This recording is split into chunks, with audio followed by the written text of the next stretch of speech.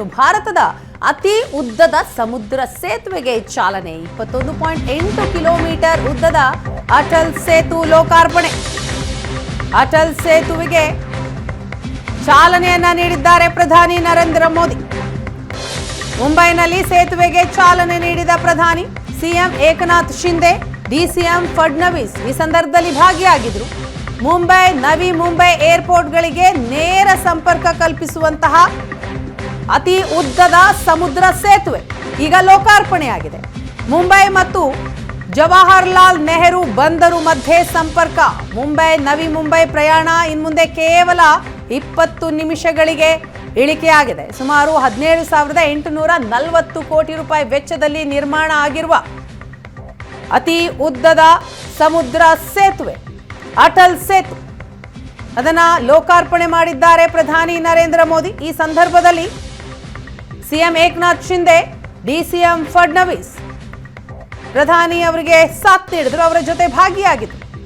ನೀವು ಪೋಷಕರಾಗಲು ಕಾಯುತ್ತಿದ್ದೀರಾ? ಚಿಂತಿಸದಿರಿ. Oasis fertility 90,000 ದಂಪತಿಗಳ ಜೀವನದಲ್ಲಿ ಸಂತೋಷವನ್ನು ತಂದಿದೆ. 7825893601ಗೆ ಕರೆ ಮಾಡಿ. ಅತ್ಯದ್ಭುತ ರಿಯಾಯಿತಿ ಪಡೆಯಿರಿ ಹಾಗೂ ಎಲ್ಲರಿಗೂ ಗುಡ್ ನ್ಯೂಸ್ ಕೊಡಿ. ಸೇತುವೆಗೆ ಅಟಲ್ ಬಿಹಾರಿ ವಾಜಪೇಯಿ ಅಂತ ಹೆಸರು ಕೂಡ ನಾಮಕರಣ ಮಾಡಲಾಗಿದೆ.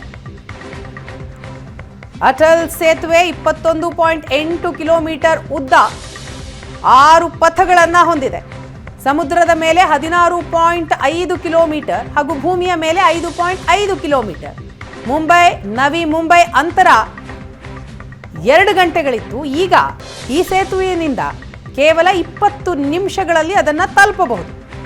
ದಿನಂಪ್ರತಿ 70,000 ವಾಹನಗಳ ಓಡಾಟದ ನಿರೀಕ್ಷೆಯನ್ನ ಹೊಂದಲಾಗಿದೆ. ಅಟಲ್ ಸೇತುವೆಯ ಜೀವಿತಾವಧಿ 100 ವರ್ಷಗಳು ಅಂತ ಹೇಳ್ತಾರೆ.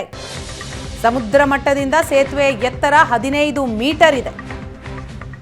4 ಚಕ್ರ ವಾಹನಗಳ ಗರಿಷ್ಠ ವೇಗದ ಮಿತಿ ಪ್ರತಿ ಗಂಟೆಗೆ 100 ಕಿಲೋಮೀಟರ್.